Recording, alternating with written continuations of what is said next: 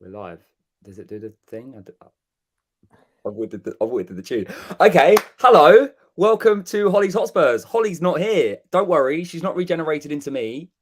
She's just off this week. So I have stepped in and I have two fantastic guests with me to cover everything that happened yesterday. And there probably isn't enough time to talk about that because it was just insane. And we'll talk about United a little bit as well. So first of all, Wes, how are you doing? What's your mindset after yesterday? Oh, honestly. Yeah, I'm not too bad. I think having a bit of time to reflect on it, I'm probably in a better headspace to talk about it than perhaps I was at about 6:30, 7:15 yesterday evening. But yeah, no, happy to be on as always, really. Good, good. We'll get there. And you, Becky, hello, welcome. How are you doing? How are you? You went yesterday, so you've had all of the experience even more. How are you doing?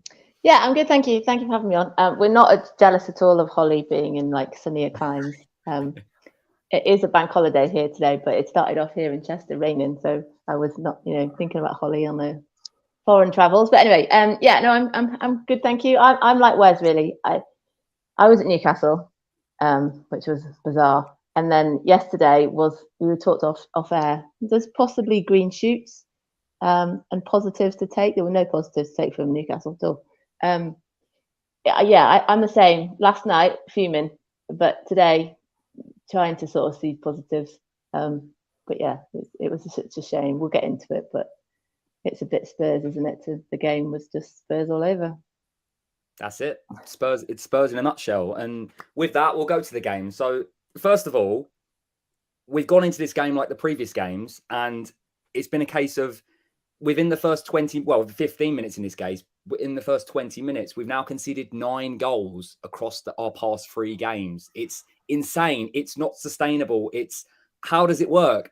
Wes, help me out here. What is going on? How do we unpick that? It's crazy. Yeah, I mean, I was watching the game yesterday, and there was a point where I was thinking this is going to be another Newcastle here.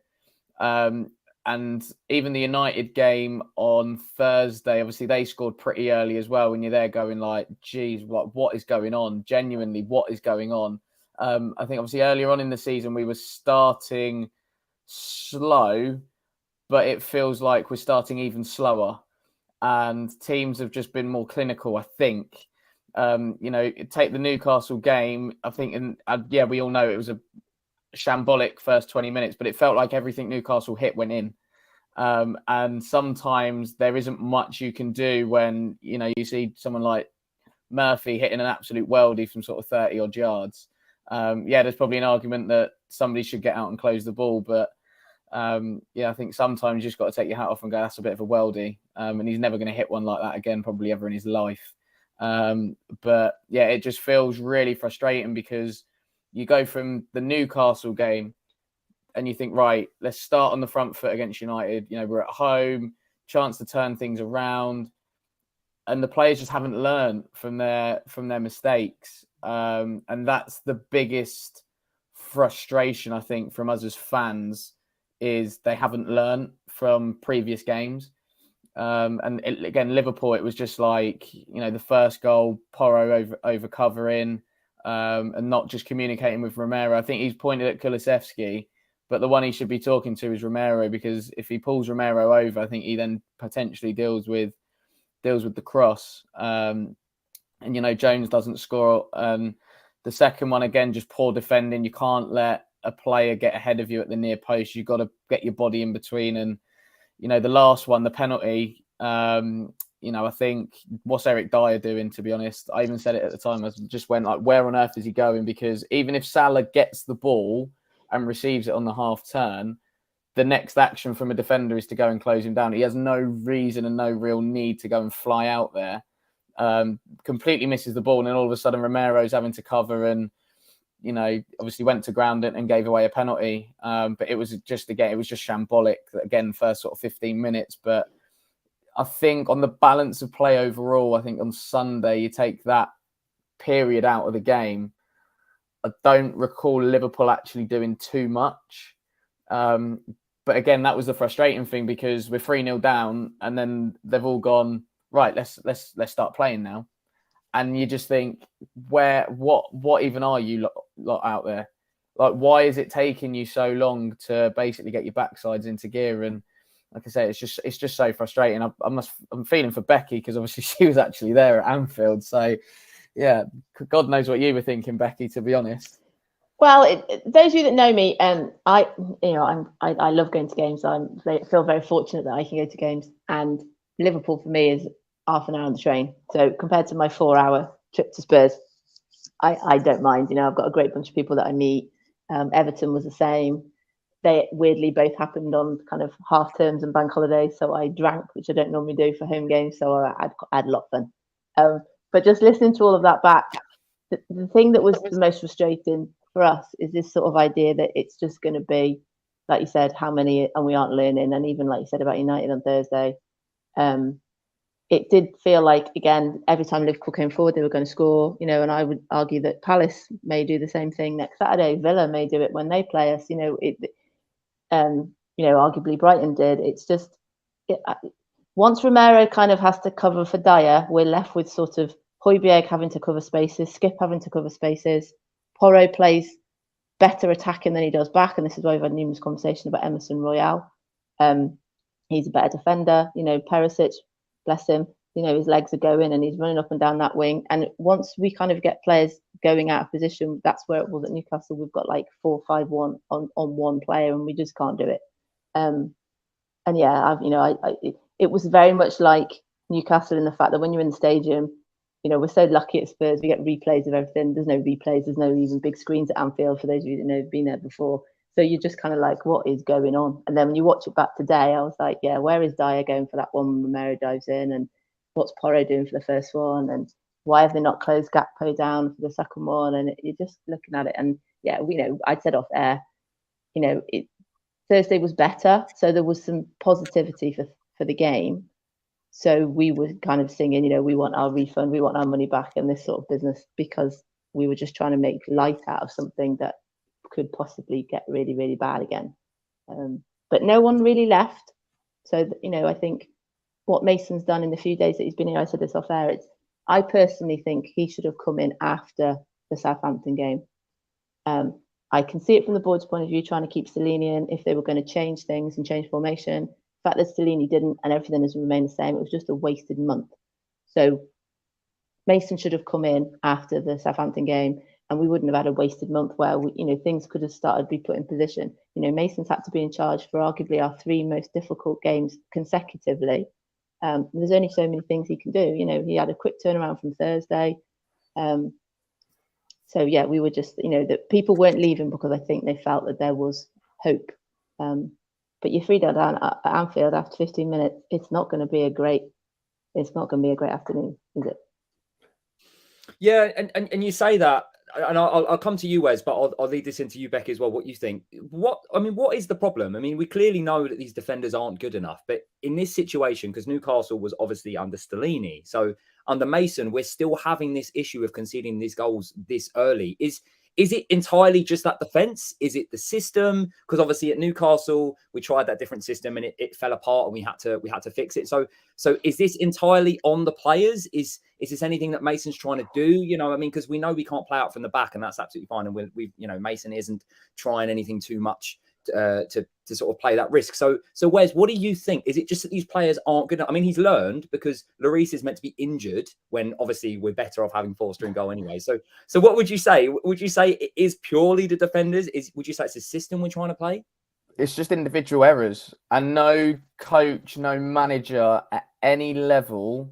I don't like Pep, Klopp, Mourinho, Conte, like the top managers in world football, and even those that are playing grassroots on a Saturday, Sunday morning. No coach can ever legislate for individual errors, but it is just the same type of errors as well. Like, again, Thursday, Dyer, long ball over the top, doesn't get tight enough to Rashford.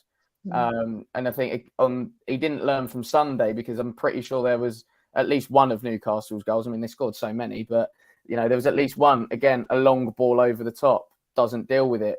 in the correct way. But I think from a systematically point of view, I don't think we can really change much at the minute because Davis is just coming back from injury. So we haven't really had a fit left back. So we can't really go to a back four because we ain't got out and out left back that's fit. It was nice to see that Davis was, relatively okay to come on Thursday and then obviously started yesterday. So it'll be interesting now if he is a little bit more up to speed if we do decide to go to a back four. But yeah, I just think it's just individual errors. And I think, Mason hasn't had a lot of time on the training pitch to really address it. And it'll probably just be something where in a team meeting, they're going like, right, for Dyer in particular, it's like, right, Eric, here's your cue and your trigger to drop. It's usually an arm up in the air or head down for the opposing player. That ball's going to come. That's when you've got to position yourself better. But his positioning is just all over the place. So I know we know as fans that the players aren't good enough. And we know that there's been a real lack of care and attention towards the team in terms of recruitment, especially within the centre-half department. But I think ultimately it's just down to individual errors. Like there's only so much a coach can do. Like obviously once the players are stepping out onto that off that white line, it's there's only so much that people can do. But yeah, I just think it's individual errors and basics, just basic defending that's not being adhered to from international players, which is even more frightening. I think also because we don't play with three in midfield, or we don't start with three in midfield. I know we kind of moved things around a little bit yesterday, but because of that, Dyer or Romero feel they have to be that person who steps sort of 10 yards up the pitch. And that's what I said a minute ago, is once you do that and you've got, because Liverpool arguably play a bit like us, they sort of send things over the top and they run onto it. Once you do that and they're out of position, then we're just all over the show. And Newcastle did the same sort of thing. I do think it is a lack of quality. I think looking at Dyer yesterday at the end, there was none of this at Newcastle.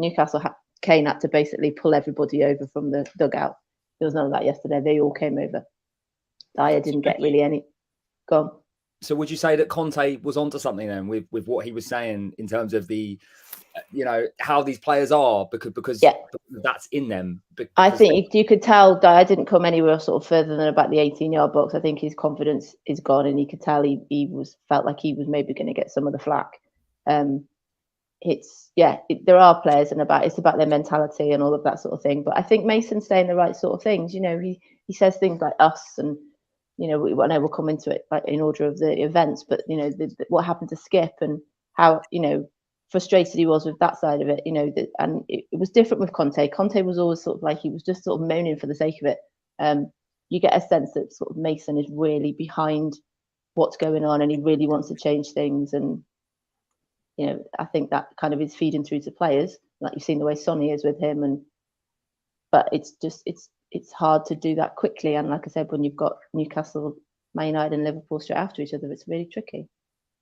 Yeah, they've given him a sort of an almost impossible task for his first 3 games anyway. Exactly. Yeah. So we'll move away from defence because we could talk about that for hours. So first goal, Harry Kane. Obviously, it's always going to be Kane.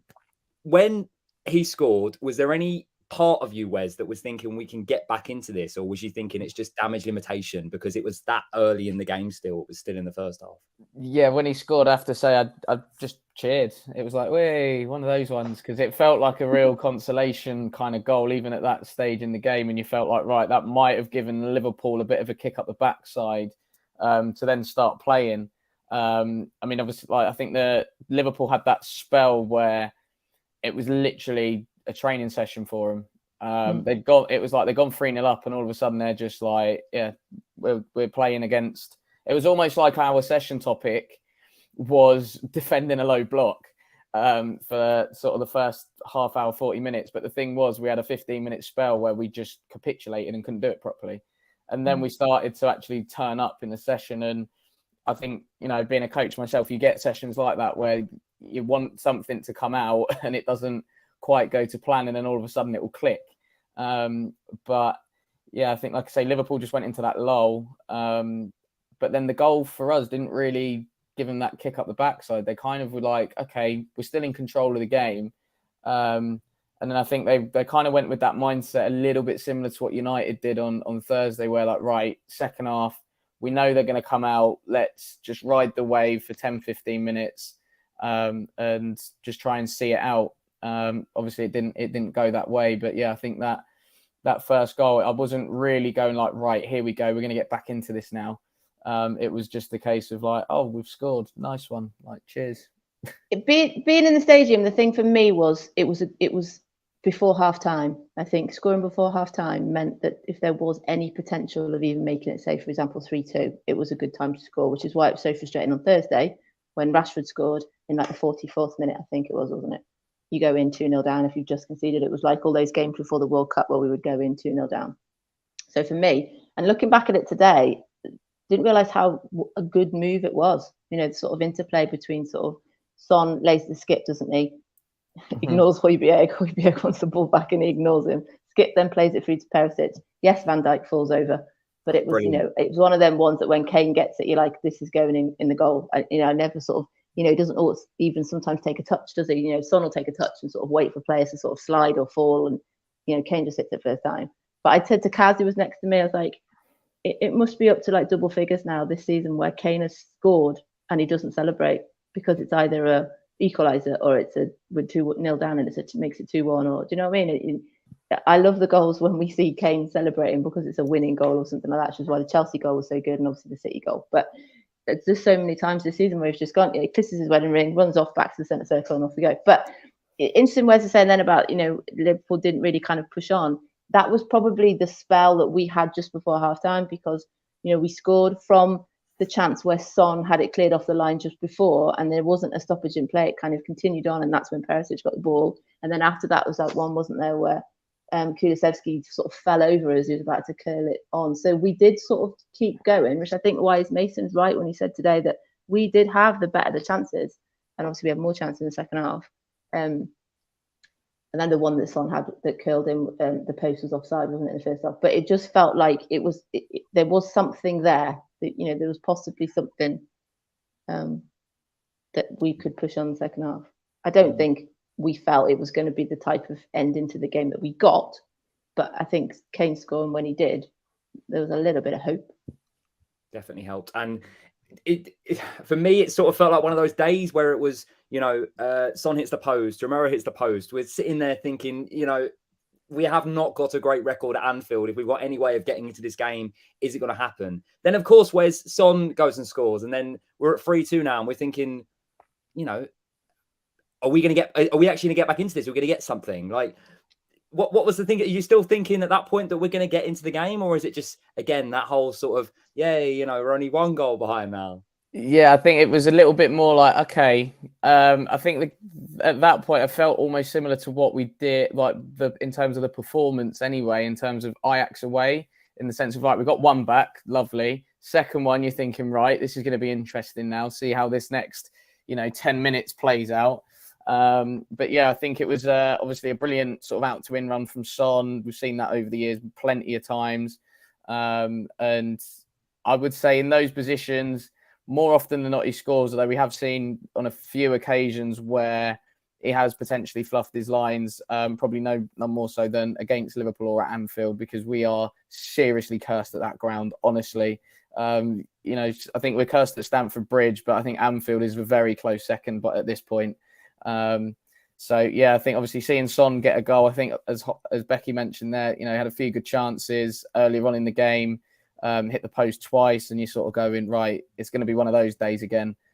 Same at Anfield. But yeah, I think that goal in particular gave the team a little bit more belief, and it was that, like, right, the game is there for us, and we can actually get something from the game.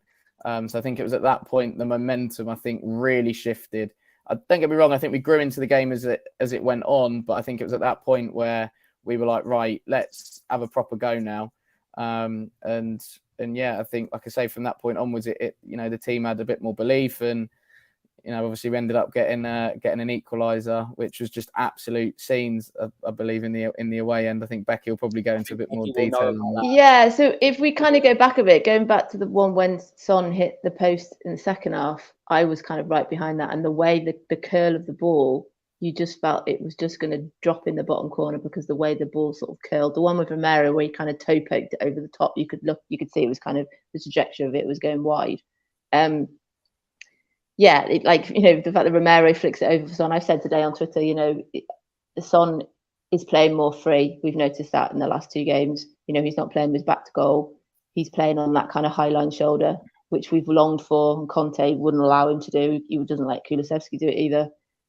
So Son is perfect in those sort of situations because, this is why it's disappointing that we went 3-0 down so quickly, because Liverpool's defence is not brilliant this season. Once we sort of maybe pushed people further up into midfield and we brought Sarr on and Kulusevski came off and it was just kind of a little bit of a shift around, it meant that Son was able to kind of flick through. And then, I do remember with the equaliser, I do remember Davis going off because he had blood on his shirt, but in my head, he just came back on. So when I watched it back today, they're like, oh, Spurs scored with 10 men and all this sort of stuff.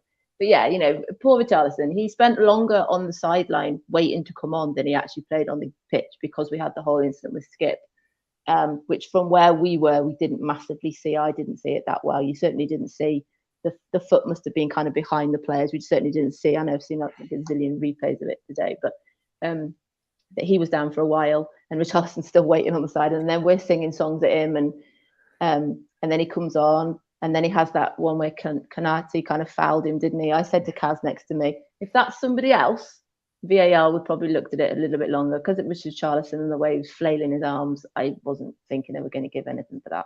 And then, they said on today when I watched it back, it's a silly foul to give away. Kane's there. Perisic has gone off by this point. You've got Son that's going to take it. And the perfect thing about it is that Richarlison has waited so long for that. I've seen tweets today about how he scored, didn't he, against Fulham, took his shirt off, did the dance, was disallowed, still got booked, and then the goal at Forest, which should have stood, when he scored that goal, was a lovely goal. That didn't stand. He's obviously got the goals in Marseille, and then for him to kind of, it literally glances his face, doesn't he? It's like barely any touch.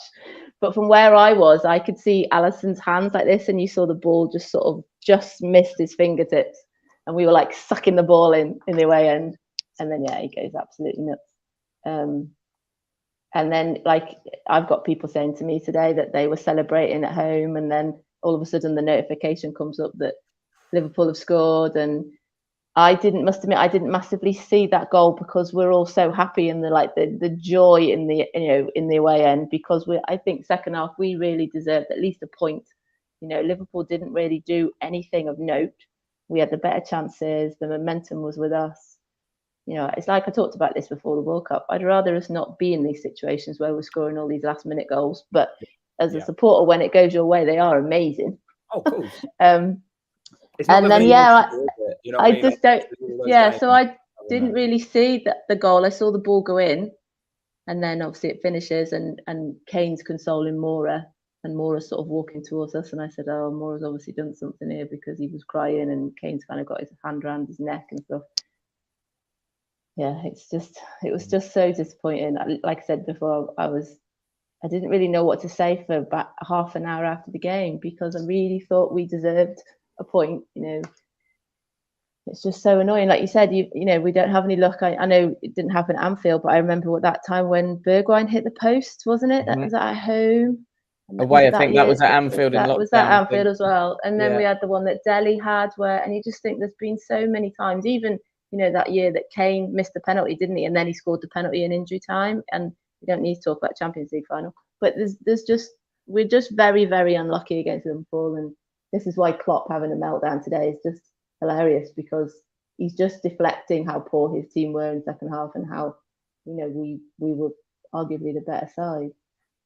It's interesting that you say all that about Liverpool as well. Like I say, we say about our bad record and, there's this whole thing going on in the fan base at the minute where some people are saying that the game is rigged. Now, I'm very interested to see what you two think about that because personally, from my perspective, it's not rigged. And we can all definitely agree that Jota should have been sent off for that. However, from my perspective, I think that Skip could have been sent off. So for Yes. for the challenge on Diaz. So earlier on, and the Ritchie penalty as well. So there's a few things there. So what's the overall consensus? I'll go to you first, Wes. What's your overall consensus of that decision making? Do you think that it, because you're a coach, you do the coaching yourself, so you know more about it in general. Do you think it's very harsh on the refs? But then again, the Premier League has a really poor record with officiating. So what's your take on? I think just going on the Jota one, real time, I don't think it's that bad. And I didn't think it was that bad first glance. However, when you see a replay and then you take into account that the Premier League has VAR, I am really surprised that they've not asked the referee to go and have another look. In the same way that I'm really surprised they haven't asked the referee to go and have another look at the Richarlison penalty incident. And then the Skip one as well, because I think that one I think that one's probably a little bit more up for debate, because you could argue Skip's follow through is what's led to that action with him on Wasn't Diaz. there one with Son this year? I remember Son doing it in the middle of the park, nothing really going anywhere, and he did a similar one where the ball went and he did it, and they were all like, "Oh, that's dangerous," and but he didn't stamp on him. It wasn't this there wasn't this motion to go and stamp on him. It's just he flicked the ball away, and like you said, it's that kind of follow through. So I think Skip one is similar to that. Yeah, but like I say, it could be one of those equally again where on another day a referee's going and been sent to a monitor, and something might have happened. I mean, it's pointless having VAR if it's not going to be used properly anyway.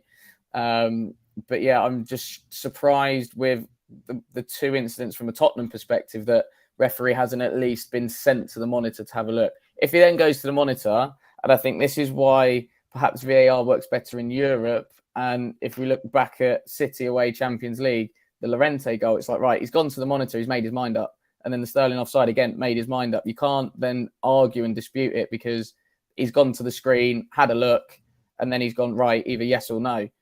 But when it doesn't happen and you've got the obvious replays there to show, what is actually going on, it just baffles. It probably doesn't even baffle me. It baffles everybody.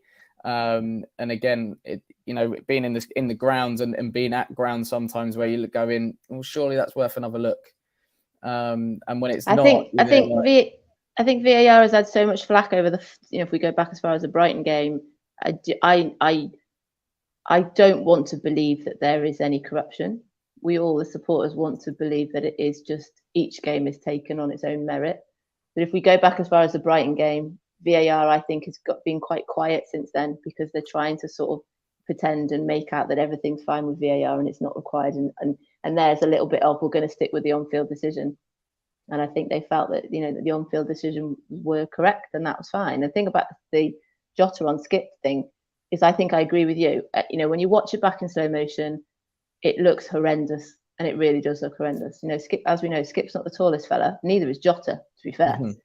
Is that there is this argument that he kind of bends into it, but you can't have your foot in the air like that. Everyone's saying if that was, if we go back to Sarr's penalty at Southampton and that sort of thing, and it's just it's the inconsistency which is where the corruption argument comes from. It's not, that's where it's not fair really. But yeah, I think if like we agree, if they'd asked him to go to the monitor or if they'd said VAR, we're going to have a look at it, no one would argue that. And that, to be fair, they said that on Match of the Day, didn't they? They came out and said, I haven't actually seen anybody that said it shouldn't have been a sending off, which is why I said earlier, the whole Klopp business is just ridiculous because he got the decisions. After the Brighton business, there was uproar about it. Really, it's the wrong decision was made.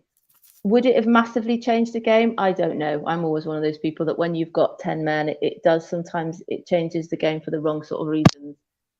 We were playing quite well at that point, and we didn't really want that to sort of stop and that sort of free flowing football. I think when you've got someone get sent off, it didn't help us at Everton, for example, did it?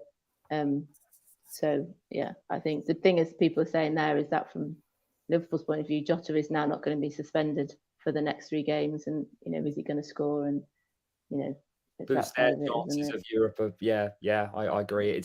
It's a tough balance thing, isn't it? It's you'll have decisions go in your favour sometimes. For example, we look at that Brighton game and we say, yeah, we're in our favour, but then we will look at that Liverpool game and say, hey, well, if that skipped one wasn't, then Jota, again he's hit Skip in the head, and someone made it's dangerous. Yeah, it's very dangerous, and Mm. it's a very deep point to make. But someone made the point recent. Well, I saw a tweet, and it was to do with, obviously, because Mason had a head injury as well. So for him, it's awful for him to see that happen, and then not see any repercussions for it. So for that, it's not setting a good precedent at all. So it's inconsistent as always. But we'll move away from that now, because Becky, you've made some interesting points about Mason and how we should have appointed him after the Southampton game, which would have made sense because we wouldn't have had the embarrassment of Newcastle and all of that came with it. So there's a lot of talk about Mason and whether he could take on the job beyond this season. He's made it clear that he would be interested in the job, and he is still very inexperienced. He's had those games at the end of that season where Mourinho got sacked, and he's had some, and he's only managed 2 games in this period. But every Spurs fan, I think, would argue that we've definitely looked better defensively. We still have that issue, but we definitely look better. So I'll come back to you first, Becky, and then we'll move on to you, Wes. What's your thinking behind Mason? Do you think it's Tottenham Hotspur? We need to be looking at someone, for example, maybe like a Nagelsmann or fans want Pochettino back, that sort of thing, or are you thinking maybe Mason, but we'll see how the season pans out? What's your thinking behind that? It's a tricky one, isn't it? Because I've said all along, all season, even before the World Cup, I just wanted to enjoy watching Tottenham. I wanted to see attacking football. I take my Jack with me. He was getting really disappointed with the way we were playing, and I just wanted to see attacking football. And when you hear Mason come out after Thursday and say, "Why are we not playing to our strengths? Why are we not using and utilising the way they are?" And it's just, I've said many a time, it's such a puzzler. We were so good at the end of last season. We had arguably the same team. We've got Charlison and Perisic, and Longley, but pretty much it's the same. We had Conte, and what changed this year? And I think it's a little bit too early for Mason. Even when he was with Stellini, you could see they were arguing. I was at Wolves and they were arguing on the touchline. They were arguing at Newcastle.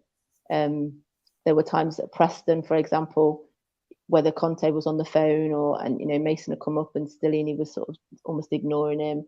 So it wasn't a perfect fit. If it isn't right for Mason to be manager yet, I would love to see him still part of the backroom staff and possibly be assistant manager or something like that, because I do think he's got a part to play. I don't think he's quite ready yet for what we want from Spurs and where we want Spurs to be. It's possibly a bit early for him. So in terms of who I would like, I think I've made my peace that it isn't Pochettino. I don't know anything about Nagelsmann. I've said this before. Or the is it the Slot? Is it Slot, the other guy? Yeah. Company I know a little bit about, obviously, because Burnley and you're playing in the Premier League. As long as it's attacking and enjoyable to watch, and we aren't leaking goals left, right, and centre, that for me, I've always said I don't really care who it is. I was not keen on Mourinho. Mourinho's time was tricky when we had lockdown as well, but I just didn't like the way he was in press conferences. And Conte was fine to a point. I like Mason. I think he's very positive. I think that positivity helps. We've talked on shows about when Sanchez got booed, doesn't necessarily help the players to get booed. Constantly moaning about them and digging them out doesn't help. That sort of stuff should be done behind closed doors. We don't need to hear that. So I like Mason's positivity. I like the fact that he feels like he knows how he wants to sort of set up, and he needs the personnel to do that. Whether he's the person to drive that with Levy, I don't know. If we get Nagelsmann in, is he going to say that should all leave? I'm not sure that's what will actually happen. It's all very well. That's what you want. Spurs is run differently, and that's not really how we operate, rightly or wrongly. So yeah, I think we need to get the director of football sorted. There's lots of things that need sorting out, but I would just want to, enjoy watching Spurs. And yesterday and Thursday, I have to say, we're starting to be like that. Like I said earlier in the show, the fact that we were 2-0 down was a little bit like before Christmas, and the way we came back. And you could see, even without Bentancur, you can see elements of how we used to play. Perisic now has assisted 12 times this season. I can't believe that. I can't believe it's been that many, because it really hasn't felt like that many. Sonny's got 11 goals, 10 goals in his 7th consecutive season or something. And there's only 11 players who've done it. Kane's got 25 goals for the season, which is golden boot for the last 2 years. Yeah. And he's obviously miles behind Haaland. So there are things there to draw on. We're still something like the 3rd highest scorers in the league. Problem is, we're like the 3rd biggest conceders in the league as well. So we've had our money's worth this year. I have to say, we've had everything. Yeah, it's interesting you say that, and I think another thing that sort of bodes in Mason's favour, maybe, which why it works, is he knows the players. He played with quite a few of them. I mean, there's that photo that was surfaced where it was Mason was coming on as a sub with Sonny, and Son. It's a lovely photo. Wes, what about you? What do you think? I mean, if I'm right, didn't you say Rodgers a little while ago? I did, and then he got the sack, which was a bit awkward. Yeah, in terms of Mason, now I think with him, he will be a Tottenham manager one day. I have no doubt about that at all. But I don't think now is the time for him, because I think it's one of those whereby the fans, if he is appointed and is giving it to him, I mean, I will, wish him the best of luck if he was to get it permanently. But I think as fans would be like, oh, really? And I just think it has that feeling about it, which is a shame because he is literally one of our own. But yeah, I think he will be Spurs manager one day. I agree with Becky in the fact that he is so positive, and he speaks very, very well in interviews. But I think this job, with the amount of work that needs to be done, will be very harsh on him for his first proper managerial job. So I think, I'm not saying it needs an experienced head to come in and sort it out or whatever, but I think somebody that has potentially just been about the block a little bit more, and things like that. But yeah, like I said, I think Mason has a bright future as a coach and as a manager, 100%. I think for him, it feels like now he is almost at a bit of a crossroads in his career, because is he just going to be that person that we call on when we need a favour? Is he like a Warnock type where you need somebody to get you out of trouble a little bit, and he comes in and knits everything together for a few months and then writes cheers but see you later? Or is he going to be somebody that you go, right, let's give him time, to be honest, because we haven't really afforded our managers time in recent years to really sort it out. I think when you look at it, our last sort of 3 managers, I mean, well, the big 2 in particular, because Nuno was just there, and I don't think he was. I don't think he was convinced that he should have been there in the first place anyway. But it feels like the first real sticky moment under Mourinho and Conte, we were quite quick to chop them. But I think the difference between perhaps us and them lot down the road is there was a disconnect from fan base to board, fan base to players and everything else, and style of play. Whereas I think the other lot down the road could at least go, well, yeah, it's a bit sticky and it's a bit crap, but they could see at least something was happening and something was going on. Whereas here we're just left really confused and really baffled. But yeah, I think that the next person that comes in, whether that is, Brendan Rodgers, whether that's Nagelsmann, Arne Slot, company, give them a little bit of time to try and implement something. I think the last couple of managers that we've had have tried to build football teams, but there's been very few managers, I think, that we've had in the last, 10, 15 years that have wanted to build a football club. And I think that's why Poch is so synonymous with Tottenham, because he built a football club from top to bottom. And it's felt like over the last few years in particular, like the academy are playing one way, and the first team are playing the complete opposite. So when an academy graduate does come through, for example, like a Mundell or a Alfie Devine, players who are getting on the bench recently, they're going to be there like, well, what am I doing here? Because they won't be schooled in the right way. You look at somebody like Rico Lewis and Cole Palmer at City. When they're coming in, it looks like they've been playing there all their life basically, and they're kids sort of coming through.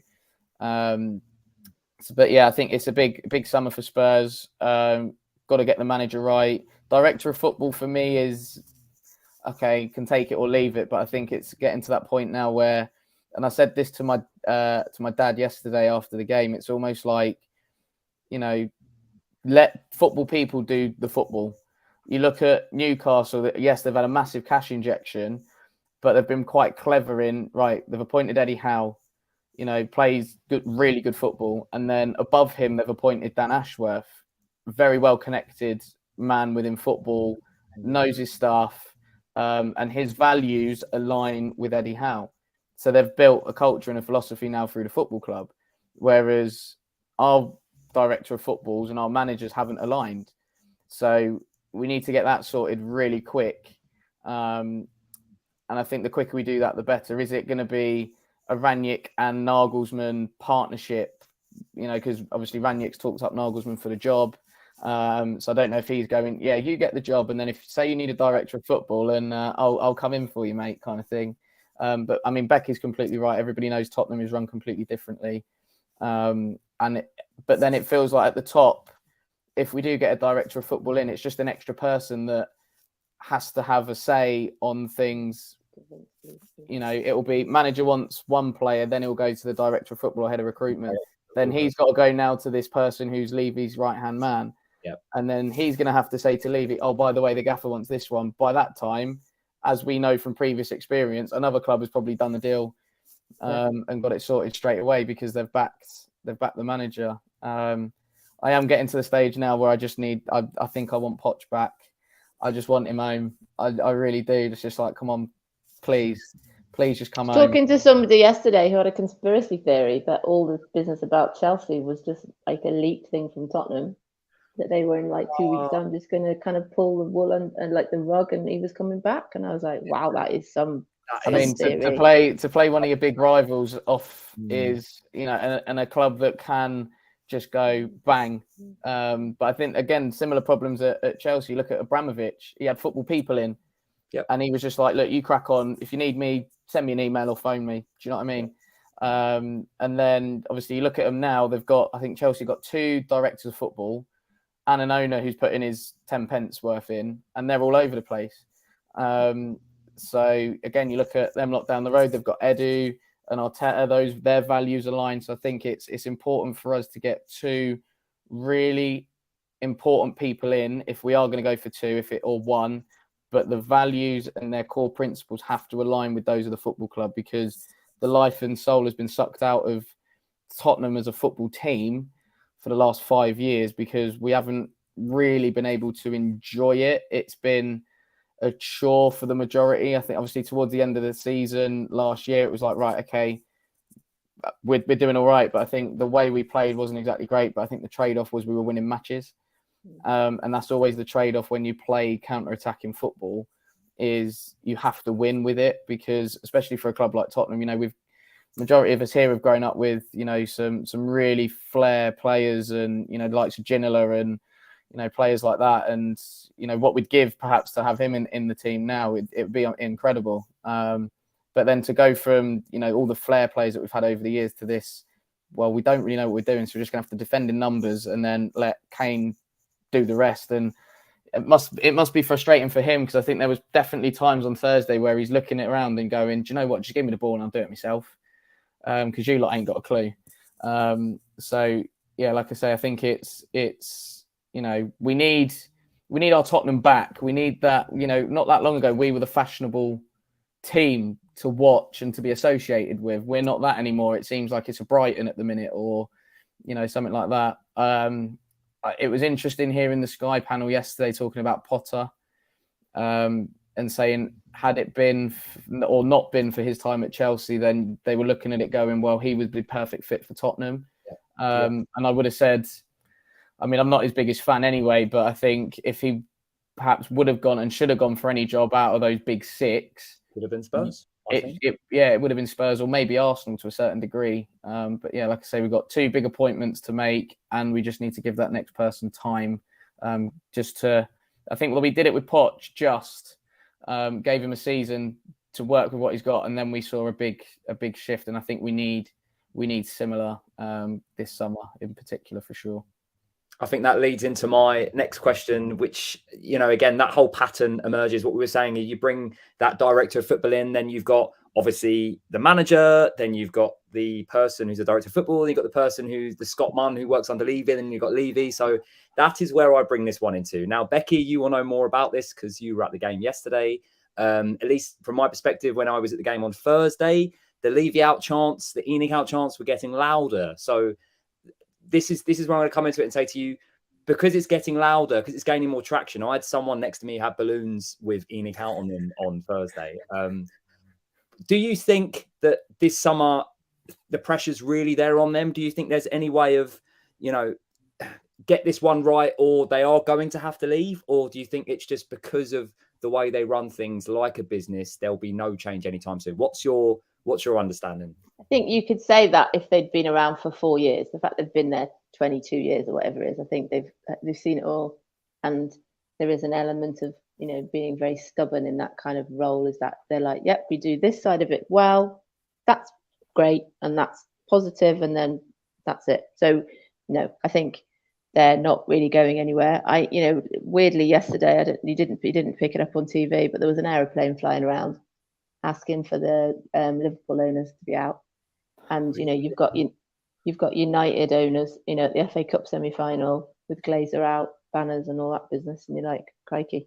So it doesn't necessarily work. That's why I was a bit disappointed last week talking to lots of Newcastle fans. There wasn't much sympathy for Tottenham last week, because obviously Newcastle fans have had owners that they didn't like for a long time, and they've come out positive from their point of view. I still wouldn't like Saudi owners, for example, but they've seen that. But I don't think Levy and ENIC are really going anywhere, because they think that there's elements of what they've done that is right, and they will argue that they are changing things. They're bringing people in, like you just said, though, alluded to there. It's still too many people that have to go to Levy, and then he checks and balances everything.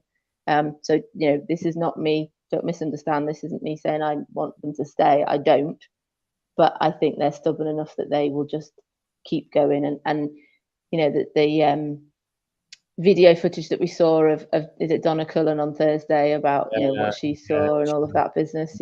She's not wrong, but she's still here. She's part of the problem. So I just think they will. When we had last week with the the Coys Daniel and the refund and the Newcastle tickets and all of that sort of stuff, they think that they've done the right thing. There is trying to get the positivity out, but we're not daft. I think the Levy out chants were strong yesterday, certainly up until 3-0. I think, like I said before, we then sort of turned to humour a little bit, and we're kind of bantering the Liverpool fans, much like we did at Newcastle. And then there was a little bit of, I did see a couple of arguments.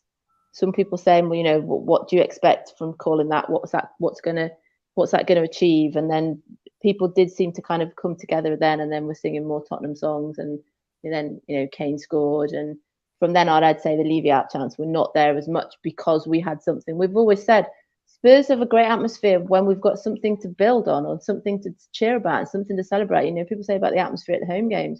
It was so good last year because we were playing attacking front foot football, progressive football that was really enjoyable to get behind.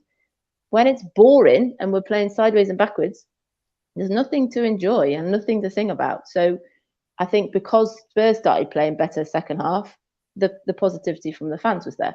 I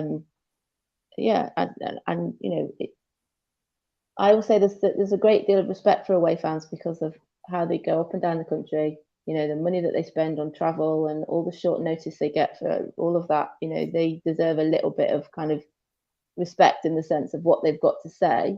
I still don't think it has enough traction to do something about it. And those of you that were there on Thursday, there were more people at the demonstrations. The person who got the banner into the stadium, that was shown 3 times on TV, and they're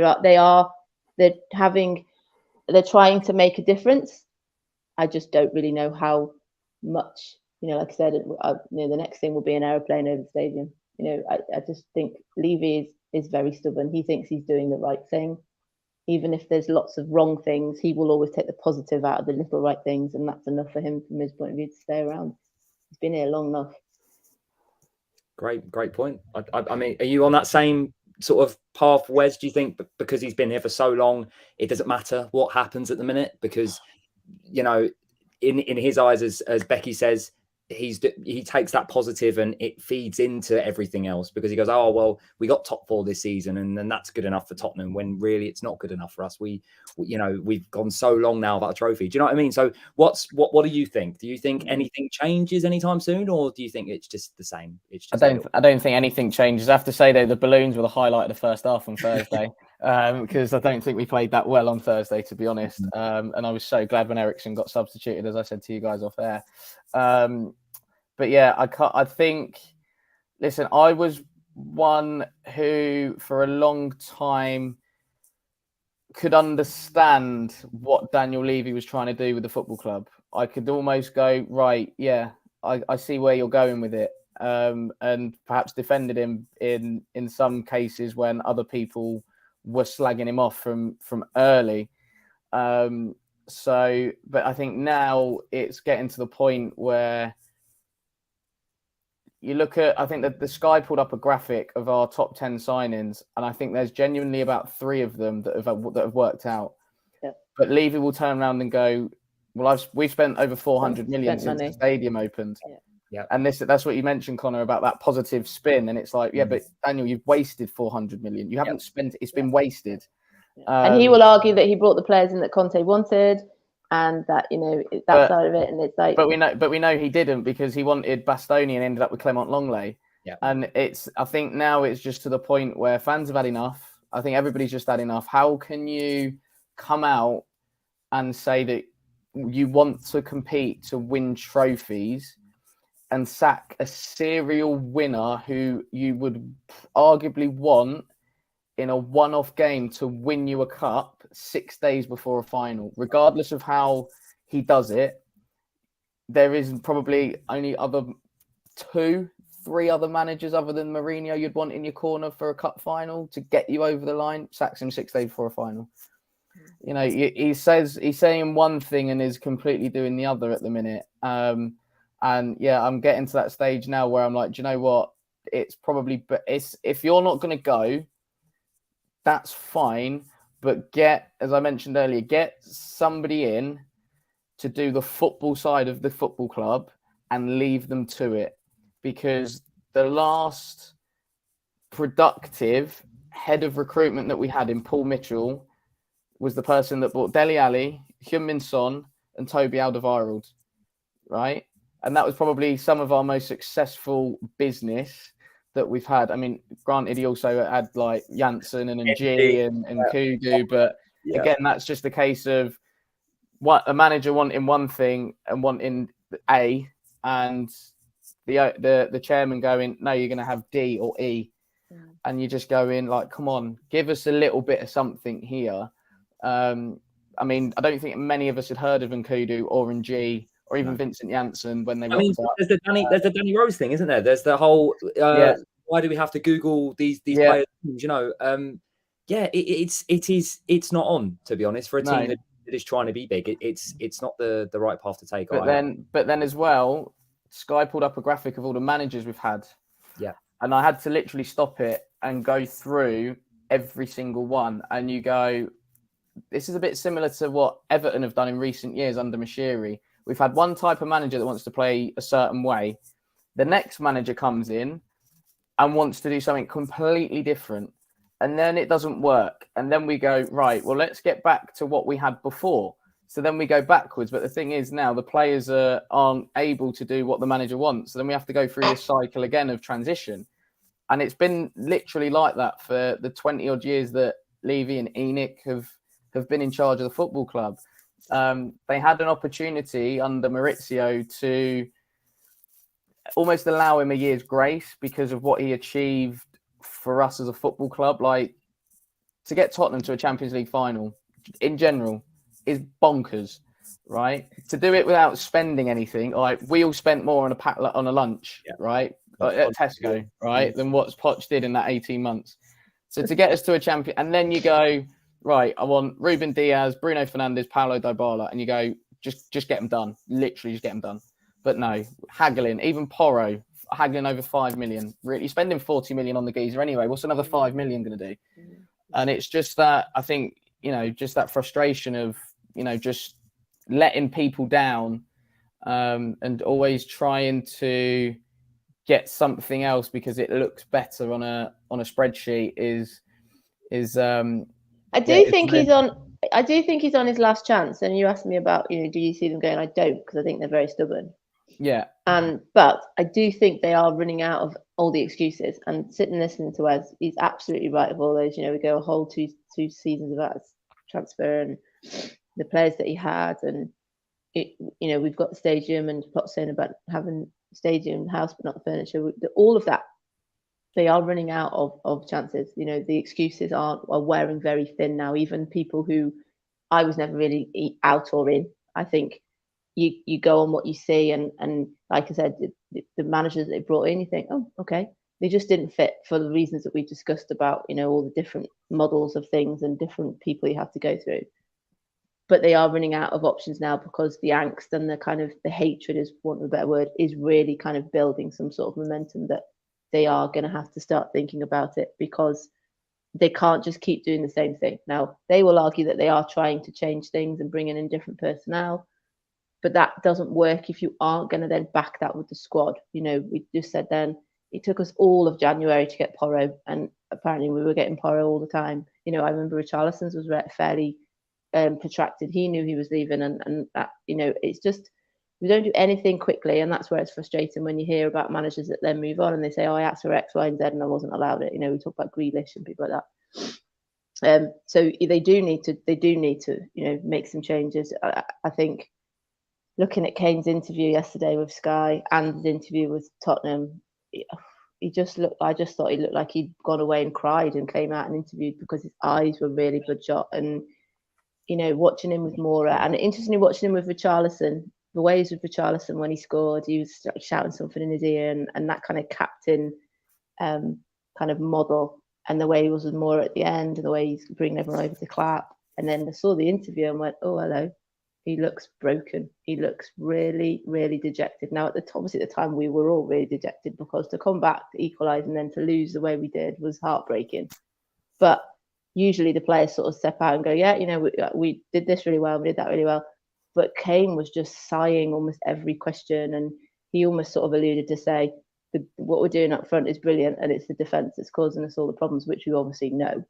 But players don't usually admit that, do they? He was sort of saying, we can't score, we can't concede that many. It's almost unfeasible, we just can't do it. And you were like, you watch it, and I've watched it 3 or 4 times, and it just looks a bit sad, and that's what's really heartbreaking, because we could do a whole show as to whether he's staying or whether he's not, and he's going to move if Poch goes, or he runs his contract down and then he goes for Poch next year, or if he, Levy will sell him, but Levy never sells to Chelsea. And it's just, but watching Kane's interview, I've said for quite a long time, trying to, particularly for Jack, trying to set Jack up for the possibility of him not being there. It's better now Sonny's playing better, because that's okay, because I don't think I could cope with Sonny and Kane both not playing. So Sonny's playing better, so that's okay. But I'm trying to kind of say to him, this might be it, we've got 4 games left. That might be the last 4 games of Kane. And I hope it's not, but I think we kind of need to prepare ourselves for that, really. And then we are in deep trouble, because he was everywhere on Thursday, like the old days when he was pinging everything over for Son, and there's less of that yesterday, but obviously he scored. And yeah, it's I would like to think that we will use the money to buy some great attackers in his place, or some defenders in his place. I'm yet to be convinced that will be the case, though. Yeah, it's hard to be optimistic at the minute. It really is, because, like you say, he gives us so much, and I love him. I could sit here for hours. I could write a song for him. I love him so much, honestly. But it's the reality of what it is. We haven't achieved, so you can't blame him if he leaves. No. On that note, we will move on to Palace. This is zoomed by. We'll move on to Palace. Roy Hodgson, obviously, since he's gone in there, they've in the 6 games only lost 1. They are flying. Everything has changed. Quickly, what are we going for prediction-wise? What are we thinking system-wise? I'm going to go with you quick first, Wes, and then I'll go with you, Becky. Yeah, I don't know about systems and all of that. I would probably say 3-2 Spurs. Okay. So it's going to be a tight one because, like you say, Palace are absolutely flying. The job Roy's done since going back in there has been brilliant. Obviously, they couldn't buy a win. And he's just gone in there, kept things really, really simple, did the sort of old school, like go back to basics, and it's working for him. But yeah, I am hopeful that we can get it over the line and win 3-2 because I'm not 100% convinced by Palace's away record this season. And I think obviously different manager, but same players. But I think the way we turned them over earlier on in the season might, be a bit of a motivator for us to actually try and do something. But yeah, I will stay positive on this one and I'll go 3-2. I like it. What about you, Becky? Are you feeling positive as well? Yeah, we have a good record against Palace, don't we? I remember back to the days when the stadium opened, wasn't it, when we beat them and Sonny scored, and like you said, the game this season, which watching 200 Club yesterday for Kane, when you've got Doherty scoring and Hill assisting Kane, and they don't see them anymore. Yeah, we have a good record against them. I do think Hodgson is what he's done is brilliant. He's let players play how they wanted to play, which is arguably what Mason's trying to do for us. He came in, he said we've got all these creative flair players, they're just not doing what they need to do. They've been stunted. We're going to give them that freedom, and then that's what's happening. They're scoring, and the positivity's there. And I still always maintain we are better at home. Our away record this year has been really poor. Palace is one of those teams we can do double over. There's so few this year. Leeds is the other one we can do it. That's it now. But yeah, I'm hopeful. I think if we score, it's the same. I keep saying, I just want us to score first. If we score first, which is why Everton was such an annoyance, because I really thought we'd kick on at Everton. If we score first, then I think it could be 2 or 3. Maybe they score 1. But Zaha goes and scores early, or they get a goal early on. The atmosphere changes. Yeah, I'm hopeful that we will win. Just the thing that's more positive about Conte and even Stellini is that if we do go a goal down, there is this flexibility to change things up a little bit. Conte was so stubborn and rigid in the way it was. That was really frustrating. So at least if we do go a goal down, as long as it isn't 3, 4, 5, there is an option that we can hopefully come back into it. And if we can do that against Liverpool, we should be able to do that against Palace if that's what happens. 100%. Good. No, I like it. Positive thoughts. And with that note, we have reached the end of the show. Thank you both for coming on. This has been fantastic. Very weird for me. Where can everyone find you? Wes, I'm pointing that way. Where can everyone find you? Yeah, no, Connor, I have to say, big well done for stepping into Hollie's shoes. We'll have to think of a fine for her because going away in football season is a big no-no. But yeah, people can find me on Twitter at Wezo10, unofficial Moussa Dembele fan account, because I know people are waiting for that line. So yeah, and then on Instagram at Wezo32, a little bit similar to Becky, in going to as many games as I possibly can, obviously up and down the country. And then I run my own football coaching business in Milton Keynes. So that's Kickoff Football Academy, or Kofa MK on the socials for that. And then I got my own podcast as well, WM32 Football, speaking to different fans and coaches just about their experiences and what they've kind of got up to, for the fans in terms of supporting their club and coaches along their coaching journey as well. So yeah, that is a wrap from me. And Becky, what about you? Yeah, thanks for having me on, and well done, Connor. That was great hosting. I know people can find me on Twitter, or they can find me at the stadium, or even in the coaching horses, say hello. But I also am a guest on the Cheese Room Spurs podcast, which I'm doing later at 9:00. So I know what it's like to host, and it's not easy. So it was well done. But yeah, thanks for having me on. Thanks everyone for watching. Yeah, and like I said, some people are saying they can't wait for the 4 games to be over and the season done with. But that also makes me sad because that means we've got no Tottenham for 3 months. And in the summer where we've got no Euros or anything like that, or World Cup to look forward to, it's 3 months is a long time. But yeah, so we've got. I'm at all the remaining 4 games as well, so hopefully we get some 4 results. wins. Hopefully. Yeah, I mean, I will quickly plug myself. Why not? I'm Connor, as we know. CT's McClavinia on TikTok, CT's McClavinia on Twitter, CT's McClavinia on Instagram. Don't worry about YouTube. And obviously, we're on Hollie's Hotspurs. Hello. Make sure you like, subscribe, share, and because Hollie does a fantastic job. And with that note, that is the end of the podcast. So thank you for joining, everyone. And come on, you Spurs. Come on, you Spurs. Come on, you Spurs.